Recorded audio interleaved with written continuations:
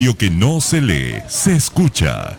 Bueno, no para meterle presión a mi invitado del día de hoy, pero sí le voy a decir que en algún momento me senté con él en Nota Radio y después también lo pudimos hacer en la televisión y el hombre comenzó a pulular por todos lados y hoy es un consultor bastante importante en los medios de comunicación. De hecho, anoche estuvo en Canal 26, estuvo en Animales Sueltos. Ya lo consultan. Bueno, de todas maneras no es más que simplemente una atención que uno tiene de poner o depositar el ojo en alguien que cree que tiene algo para dar y después solo uno se abre camino. Es el caso de Gabriel Slavinsky, que es consultor en comunicación política, profesor universitario de posgrado, especialista en campañas políticas digitales, y él tiene el expertise suficiente para ir abriéndose camino, así que nada más uno fue un vehículo. Pero le meto presión como para que ahora deje mucho más de lo que dejó en la cancha anoche en Animales Sueltos, por ejemplo. Gabriel, bienvenido. Gracias, David. ¿Cómo andás? Palabras. No, me alegra mucho, me alegra mucho. Nos divertimos en aquella nota, hablamos de Sí. fútbol, hablamos de Bilardo, de la Claro. selección del 86. Es verdad, Sí, esa es es verdad. pasión, Es verdad, bueno, el fútbol nos apasiona. sin duda. Y a veces también el fútbol es un vehículo para llegar a algunos lugares de poder también, ¿no? Sin duda. Increíblemente. Bueno, a ver, increíblemente. Tenés un presidente hoy que fue presidente de Boca. Tenés un candidato a intendente de la ciudad de Buenos Aires que es presidente de San Lorenzo. Sí. O sea, de alguna manera hay como Bueno, que hay una en intersección, ¿no? En principio, la visibilidad esa pública que te da el fútbol saltea caminos, porque construir un candidato o construir una carrera política, lo primero que uno necesita es construir que lo conozcan. Claro. Entonces, conocerlo ya es importante. Uno dice, el conocimiento de tal o cual no lo conoce nadie, ¿quién lo conoce? Vieron que son frases que se Claro. escuchan a diario en cualquier café. Pero también el hecho de trabajar o que al fútbol lo atraviese una pasión, cuando uno tiene una buena gestión, y eso no es solamente gestión administrativa, sino que también los Hay resultados te algún acompañan, Sí. yo creo que se juega mucho también con eso. Bueno, Macri en uno de sus spots de hace poco dijo, lo hice en Boca, lo logré en el gobierno de la ciudad, me lleva tiempo, pero lo voy a lograr en la presidencia. Un paralelismo que creciente, digamos, en importancia, pero no es que lo dejó de lado. También criticado, ¿no? Por decir, la presidencia no tiene nada que ver con Boca o con la ciudad, pero ahí tenés una confirmación de lo que vos estás diciendo, David. A ver, ahora te voy a preguntar en forma genérica cómo estás viendo la campaña, pero ya que arrancamos con Macri y lo difícil que debe ser cambiar el ojo, el foco de lo negativo hacia lo positivo. Es decir, claramente Macri o el gobierno nacional, el oficialismo, tiene una gran contra que ellos lo saben y no lo esconden, que es la situación económica. Sin duda. Y Sí. tuvieron que desviar el foco para decir, por ejemplo, me llevó tiempo, lo hice en Boca, lo hice en la ciudad, deme más tiempo, lo voy a hacer acá también.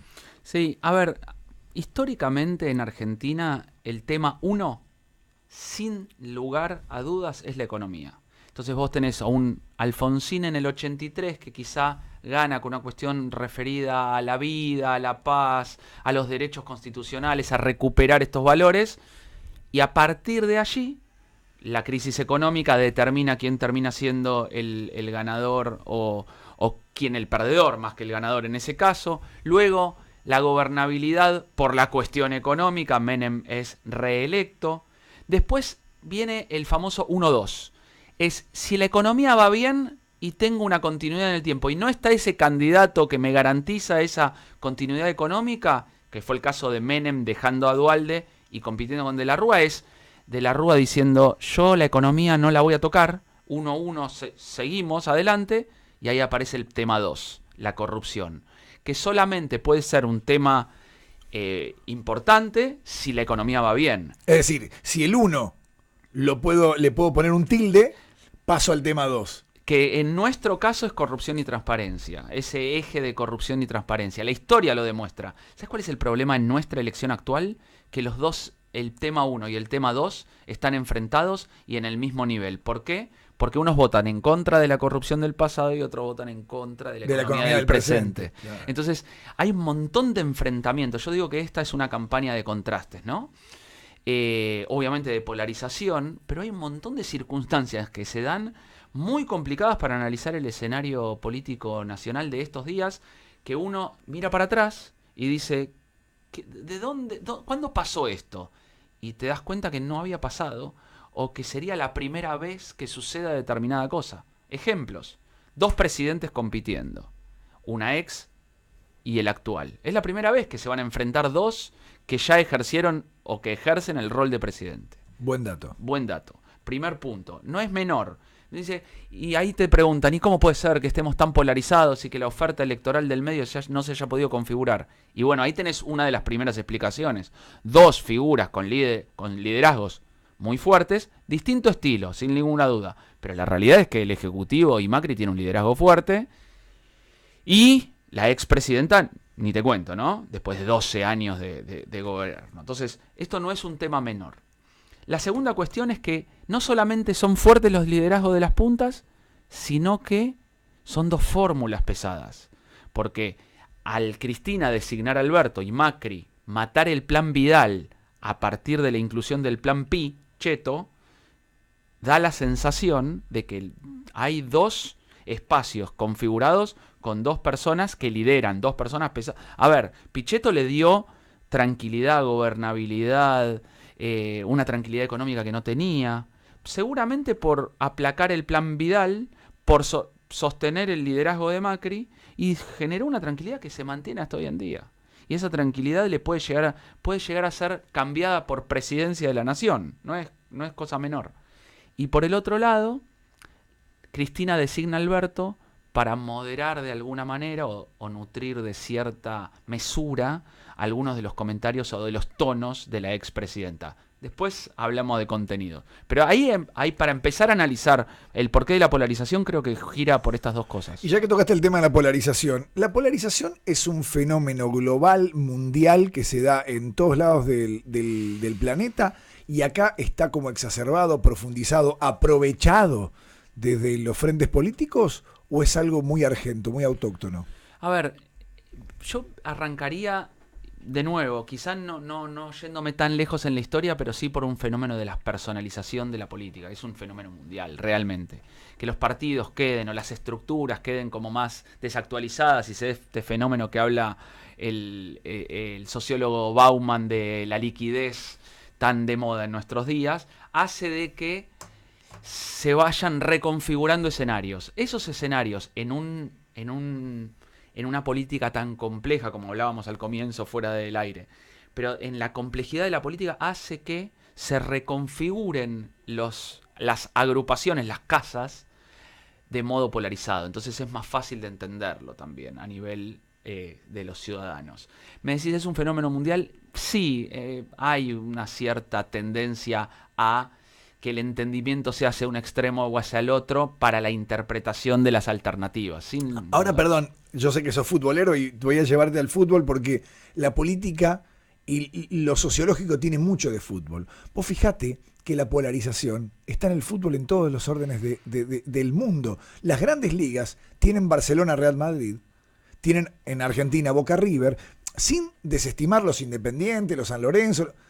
Es como que el ser humano necesita el blanco y el negro. Bueno, ahí es una tendencia cognitiva, ahí me sale el psicólogo adentro, pero hay una tendencia cognitiva a poder posicionar en díadas, en 2 cuestiones, sí, ¿de qué que lado sea estás? más sencillo. Claro. A ver, el aparato cognitivo tiende a la sencillez, a la simplicidad. O sea, blanco-negro, River-Boca, bueno-malo. Entonces, primero hay una tendencia en ese sentido.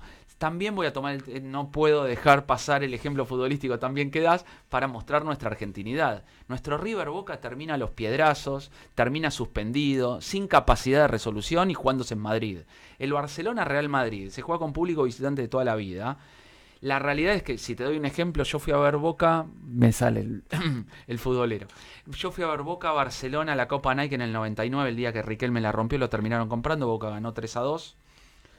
Bianchi y Van Gaal los técnicos. Y yo fui con la camiseta de Boca a la cancha del Hércules y éramos 3.000.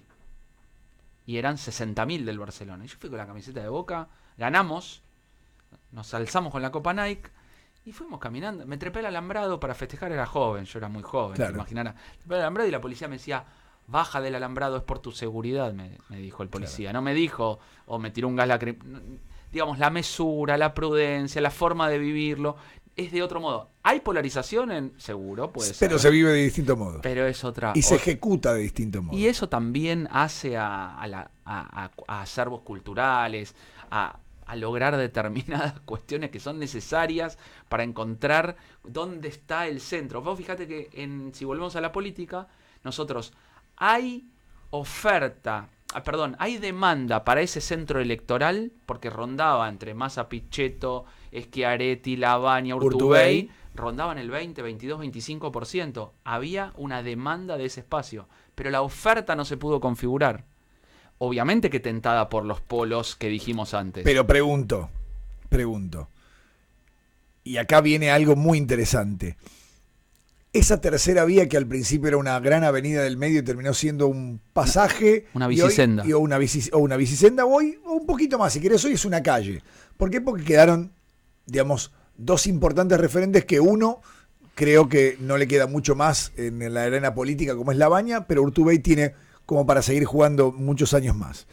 Pero digo, el propio Lavagna se encargó de dinamitar esa avenida y después no les quedó más remedio a los Pichetto que ir sondeando a dónde ir y a Massa también del otro lado, o era inevitable que tarde o temprano estos 4 o 5 jinetes iban a terminar polarizados.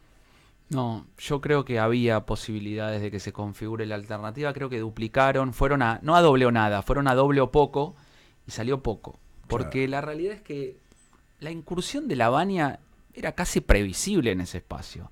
Lavagna era el jefe de equipos técnicos de Massa desde hacía, 6, 7 años. Entonces digo, me parece lógico que Lavagna, con su prudencia, su mesura. Lo que sonó poco convincente fue la estrategia de Lavagna avasallante de decir nosotros... Me corto solo.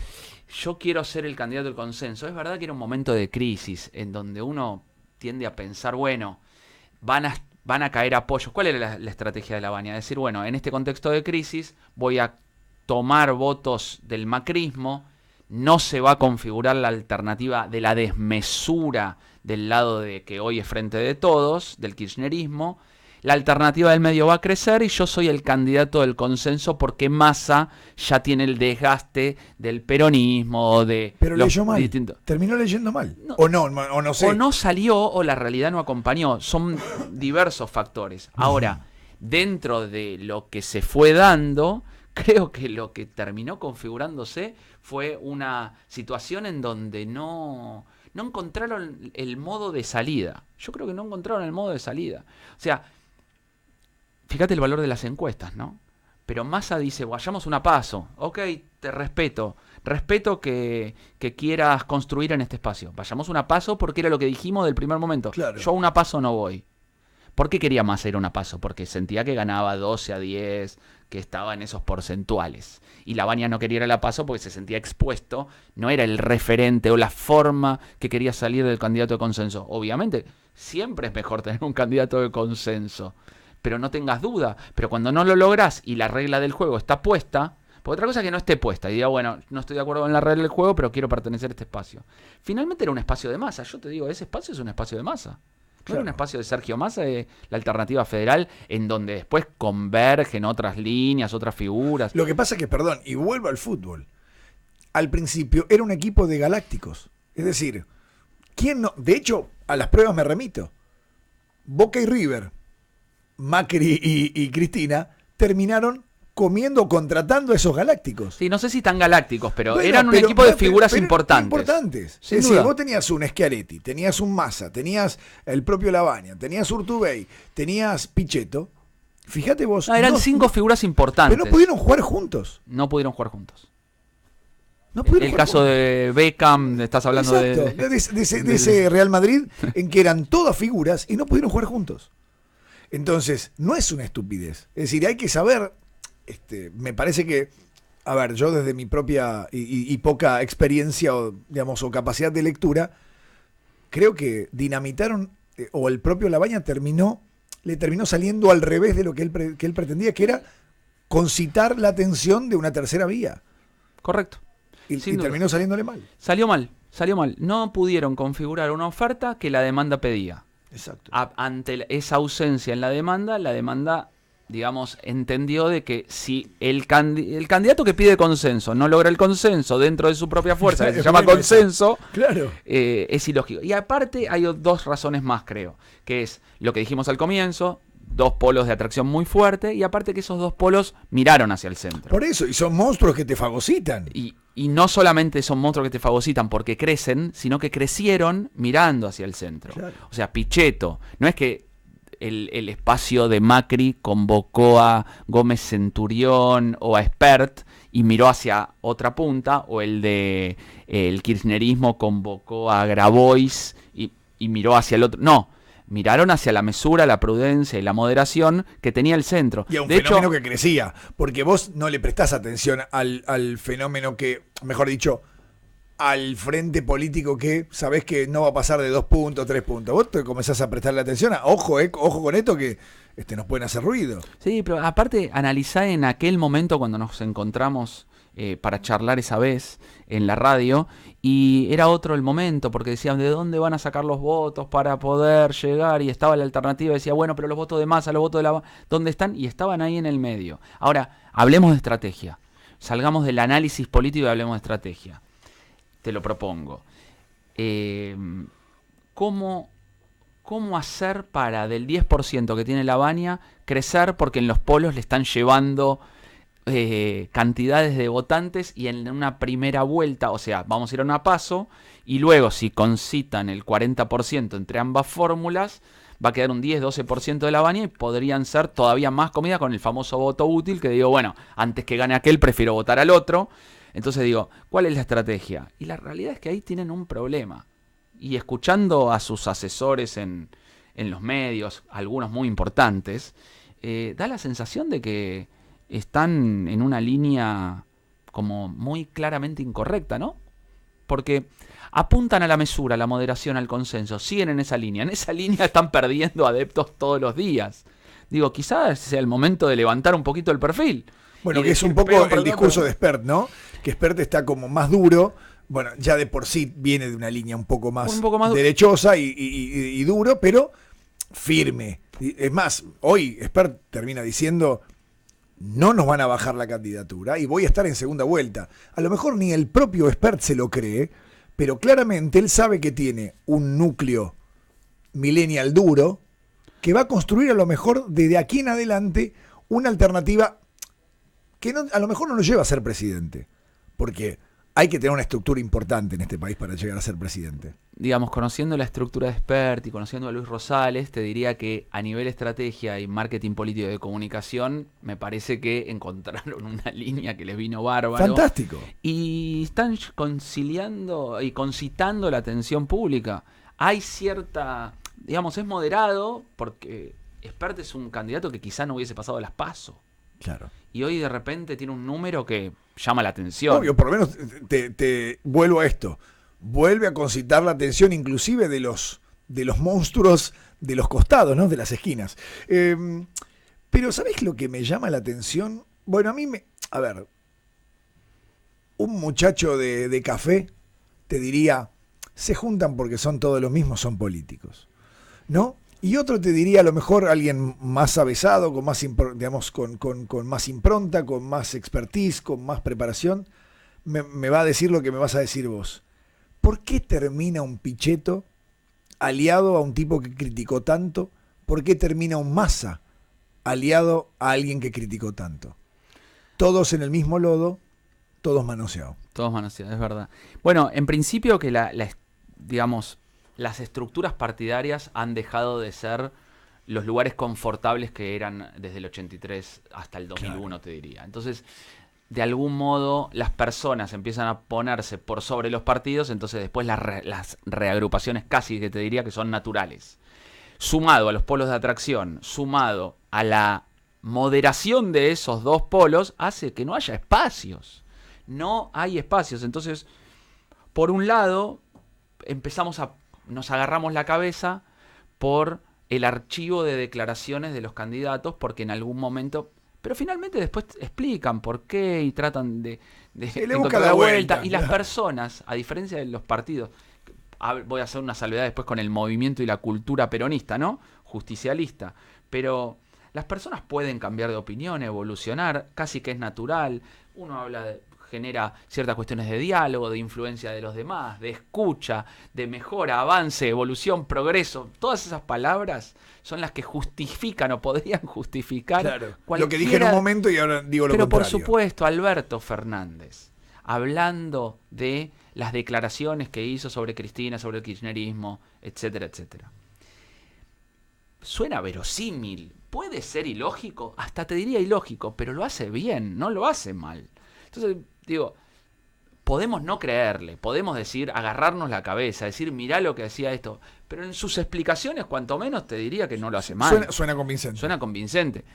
Digo, es más difícil hacer una carrera política y llegar hasta el destino, si fuese una maratón, haciendo malabares y explicándole a gente y teniendo que dar explicaciones. No es lo más recomendado. Quizás en eso Juntos por el Cambio tiene una gran ventaja, de que es un mensaje más simple, mínima autocrítica de la situación económica, basado en logros de gestión y obra pública, y le pega para adelante, muchos diciendo lo mismo, y en contraposición de nosotros sin explicar tanto. Sin explicar tanto. Eso es nosotros real. Hacemos, ellos son relato. Contraste. El caso de Alberto es, nosotros lo hicimos bien, 2003, pero miramos al futuro, hay futuro para vos, hay futuro para todos. Alberto Fernández, ¿vieron los spots? Sí. Digo, Alberto ahí tiene un problema que es estratégico y discursivo, que es, nosotros pudimos, junto a Néstor Kirchner, en el 2003, nosotros pudimos sacar de la crisis. Por eso, hay futuro para vos, hay futuro para todos. Digamos, esa contraposición entre el pasado, lo hice con Néstor, y el futuro, no es de lo más recomendable porque, digamos, uno tiende a pensar que lo mejor es mirar presente más futuro, que es, estamos haciendo lo que hay que hacer, Juntos por el Cambio, vamos a seguir haciéndolo en esta dirección. Uno podrá decir, bueno, no, en esta dirección prefiero que no. Pero digamos, es presente-futuro contra pasado-futuro. Está buena la explicación. Estamos con Gabriel Slavinsky, experto en campañas políticas. Te quiero preguntar, Gaby, lo siguiente, a propósito de el contenido. Y recién de alguna manera lo pintabas a lo de Juntos por el Cambio, pero lo que siempre se le achacó a Cristina, más allá del tema corrupción, para algunos no probado, para otros medianamente probado, digamos, tema del capítulo de la justicia yo no me quiero meter, pero siempre se le achacó el tema del tono. El tono discursivo que se fue agudizando con los años, que se fue, si cabe el término, soberberizando, se fue volviendo soberbio con los años, y cuando entra a cuadro Alberto, creo que hasta debe haber habido una charla entre ellos. Hay que bajar el tono, hay que moderar, hay que sincerarse, hay que hacer un sinceramente. Yo me imagino todo esto, ¿no? Una especie de mesa chica que Cristina al principio comienza a hacerle caso y el propio Alberto también, digamos, pero lentamente se desdibuja y tenés Cuchuflito y Pindonga, tenés a Alberto peleándose con algunos periodistas. ¿Esto es porque no pueden sostener el tono o porque finalmente les conviene el tono para quienes no están de acuerdo con Macri, no solamente el núcleo duro de ellos que se convenzan, sino también conquistar a algunos que dicen, no, hay que ir con esto, con lo que siempre fue, con lo que siempre tuvo Cristina? No termino de entender la estrategia o el desdibuje del tono. Bien, ¿me ayudás a hacer un poquito de historia desde la convocatoria de Alberto? Dale. Desde la convocatoria de Alberto de la candidata a vicepresidencia, ¿no? Empecemos por el principio porque para ser justos y claros. Empecemos. A ver, con Cristina no se llega, con Cristina no alcanza, es la postura de Alberto. Necesitamos más que Cristina porque sin Cristina no se puede, pero con Cristina no alcanza. Con Cristina sola no alcanza. Entonces, ahí viene la inclusión de Alberto. ¿Por qué con Cristina no alcanza? Bueno, porque es el kirchnerismo duro y se presenta al frente de todos como algo más del kirchnerismo y la cámpora. Cosa que Juntos por el Cambio intenta marcar que no, que son lo mismo del pasado el kirchnerismo y la cámpora. Exacto. A ver, entonces, Alberto introduce o complementa de alguna manera la fórmula para lograr esa moderación, prudencia, ante el tono vehemente de Cristina. También en su formato explicativo, Alberto en campaña, con un buen diagnóstico de campaña, con esta introducción que decía que con Cristina sola no es suficiente, pero sin Cristina no se puede. No se puede. Con ese diagnóstico de campaña, Alberto complementa la fórmula en lo que tiene que ver con la prudencia y con la moderación. Entonces empiezan a recorrer el camino. Cuando miran hacia el centro, aparece rápidamente la inclusión de Massa. Entonces, yo me acuerdo que en el momento en que Alberto es convocado por Cristina, en los medios de comunicación se decía, ¿suma Alberto o resta? Y me acuerdo que salió Chiche Dualdo diciendo, esto resta 6-7 puntos. Y tuve una charla con ella en donde decía, ¿te parece? Y a mí me da la sensación de que sumaba más que restaba, sumaba 1 o 2, quizás no muchos, pero uno más en su prudencia. ¿Trae votos Alberto? Me decían, no trae. Yo digo, sí, trae porque él modera la fórmula y la complementa. Bueno, subió 1 o 2 puntos, nada del otro mundo, pero no bajó, un dato muy importante. Pero estratégicamente miraron hacia el medio y comieron a Massa. Se los secuestraron de la alternativa federal. Exacto. Se los llevaron casi sin de la noche a la mañana. Perdón, abro y cierro un paréntesis. Sí. Negocio para Massa que muchos no vieron, porque dijeron Massa se bajó de la presidencia, pero Massa también cooptó un montón de lugares entre intendentes y diputados y senadores. Es que es muy difícil hacer política sin cargos. Claro. Durante mucho tiempo. Digo, hay enorme cantidad de ejemplos de gente que hace política desde el corazón y desde la pasión, por supuesto, y otros que lo hacen desde la oposición históricamente. No tengo dudas de que eso es muy loable y elogiable. Pero hacer política fuerte, sin cargos como venía sucediendo con Sergio Massa en ese caso, digo, hay que ponerlo en el tablero también de las decisiones. Bien, entonces lo toman. Se van en ese momento estaban unos puntos abajo o empatado con Juntos por el Cambio. Lo terminan rebasando, pasando por unos puntos y empiezan a crecer en las encuestas. Cristina en Cuba, que viaja sin hablar, generando poco discurso. Alberto haciendo los malabares que empezó a hacer. Empezaron a surgir los archivos, ¿sí? Que para mí fue un error de Juntos por el Cambio, hacer surgir esos archivos de Alberto. Quizá la ignorancia por una semana no lo hubiese instalado tanto, pero bueno, esas son cosas del fervor de la lucha. De la lucha.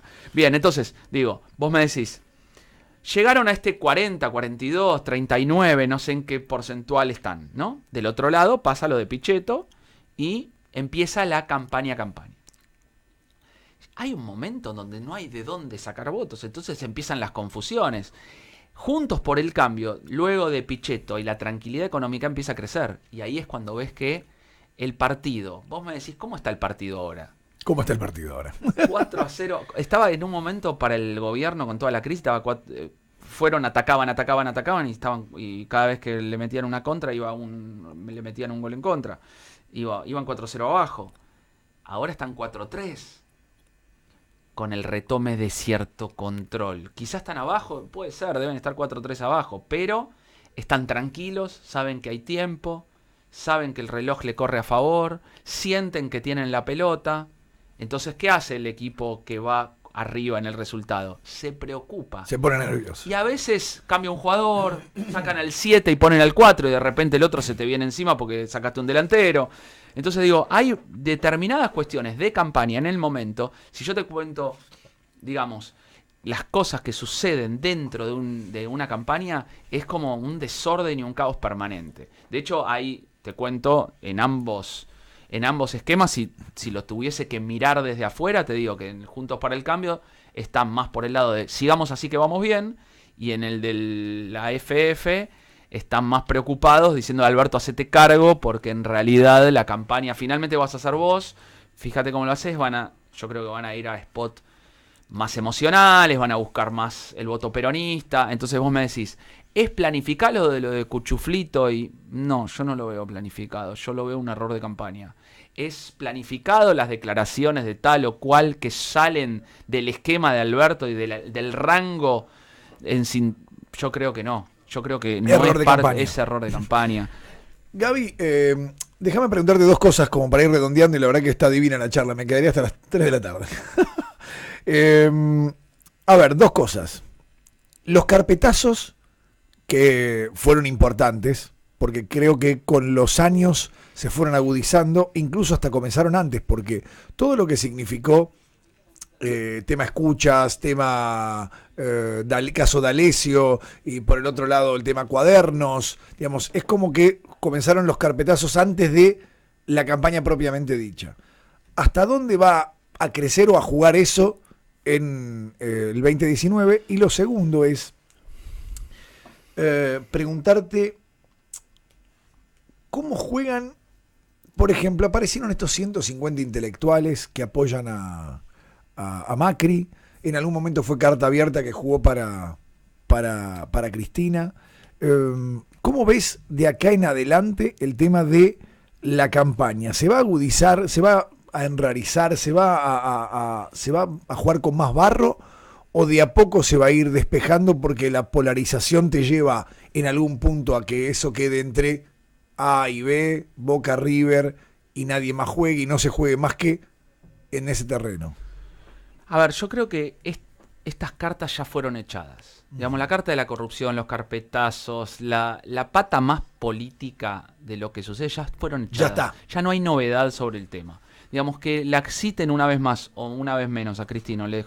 Ya está, ya se jugó esa carta. Está listo. jugada, y el que va a votar a Cristina la iba a votar igual sin los hechos de corrupción, con los hechos de corrupción, con las... Digamos, ese núcleo ya está jugado. Bien. De hecho, si vos me decís qué se debe hacer estratégicamente o discursivamente para este momento, digo, de un lado yo creo que si te sentís que venís bien y venís avanzando poco a poco, como es el caso de Juntos por el Cambio, diría, sostengamos el mensaje. Y lo que sí diría en ambos bandos es, dejen de hablar a la política. Dejen de explicarle a la política por qué hicieron tal cosa, háblenle a la gente. Claro. Hoy es el momento, estamos a 15 de la elección, hay que pedirle el voto a la gente. En campaña se dice que en la última semana, los últimos 10 días, hay que pedirle lo que necesitamos a la gente. Porque hay un momento en donde, bueno, ya te expliqué, te conté, te escuché, te hice la propuesta. Apóyame. Ahora necesito que me apoyes, Claro. porque si querés esto que te dije durante todo este año, ahora necesito tu voto, necesito tu apoyo, tu voto. Entonces, eso es un momento. Pero para eso hay que hablarle a la gente. Si vos le estás explicando, bueno, nosotros hicimos esto porque creímos que era lo mejor, y el carpetazo de tal, y en realidad tal juez está digamos, cuando empezás a hablar de política y sobre todo hacia la política, no le estás hablando a la gente. La gente no, digo siempre lo mismo, la gente no está escuchando a los dirigentes. No los escucha en general. Esta elección tiene una particularidad, que fue muy larga la campaña. Claro. Por la crisis. Entonces la gente escuchó un poco más. Y escuchó un poco más a la prensa, los noticieros, la radio, la televisión, los diarios, los candidatos incluso. Pero la realidad es que fue tan larga que ya hay un momento en que hay que decir otra cosa si querés que te escuchen. Ahora, si me decís, desde Juntos por el Cambio, estamos creciendo, entonces no quiero que me escuchen, quiero seguir una campaña moderada, tranquila. Nosotros somos lo que estamos diciendo, somos obras. Y la verdad es que vamos a encontrarle la vuelta a la economía. Ayer escuché a Frigerio decir un buen mensaje que decía, va a ser la primera vez que vamos a lograr salir de una crisis sin cambiar las reglas del juego. Es un mensaje interesante, no sé si es del todo verdad, pero es verosímil y es un mensaje interesante de campaña. No sé si en la política esto es de verdad, es así. Ahora, me parece que va a suceder que estratégicamente hay que hacer un discurso hacia la gente. Bien. La última y te despido, Gaby. ¿Qué lectura haces de esto que está llevando adelante, digamos, el Frente de Todos, con una especie de atomización de los candidatos? Cada uno hace campaña por aparte, no se los ve juntos. Contrariamente a dentro del el Frente de Cambiemos o de Juntos por el Cambio, que hoy lo ves en Mar del Plata, Vidal con Macri, Rodríguez Larreta. Bueno, ahora ya no se puede inaugurar mucho más obras porque tenés veda, pero hay como una especie de diferenciación entre cómo estamos haciendo campaña uno y otro.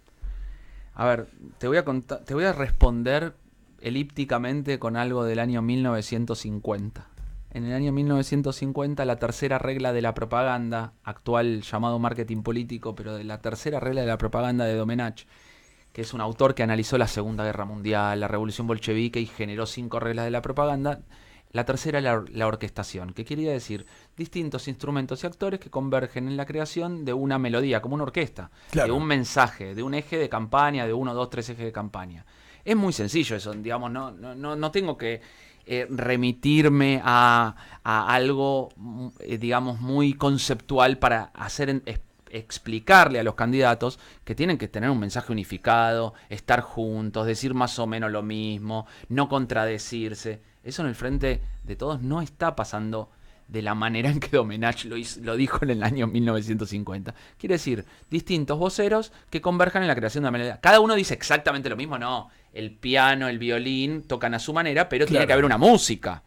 En el caso de Juntos por el Cambio vemos muchos actores en la orquesta que tocan cada uno. No será una música espectacular, pero por cuanto menos hay una determinada melodía, armonía de campaña, que claramente yo no la veo en el caso de Frente de Todos. Sí veo un Alberto Fernández muy como compenetrado en sintonía y coherente. Yo lo veo muy frontman, es decir... Sí, creo que no le queda otra. Digo coherente en su esquema de campaña. No estoy diciendo coherencia con respecto al archivo, porque después me escriben y me dicen cosas como que no estoy contemplando el archivo. Estoy hablando de estrategia y discurso de campaña. Digo, le está poniendo el frente, es bueno. Le está haciendo malabares con su capacidad explicativa, es bueno.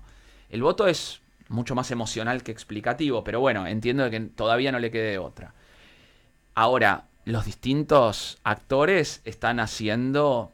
Si no, Juntos por el Cambio no tendría chance en una situación de crisis como la que tiene. Claro. Entonces, digamos, creo que a las claras ahí está demostrando el escenario. Por eso creo que nos demoramos un rato, pero la pregunta inicial sobre si estaba planificado este esquema de campaña, creo que estamos respondiéndola juntos. Fantástico. Gaby, un placer enorme. Gracias de todo corazón, ¿eh? Es bueno charlarlo, entender un poco más, y lo que te decía fuera de micrófono, explicás tan simple, algo tan complejo, que eso ayuda a que la gente pueda entenderlo. Muchas gracias, David. Gracias. Gabriel Slavinski con nosotros.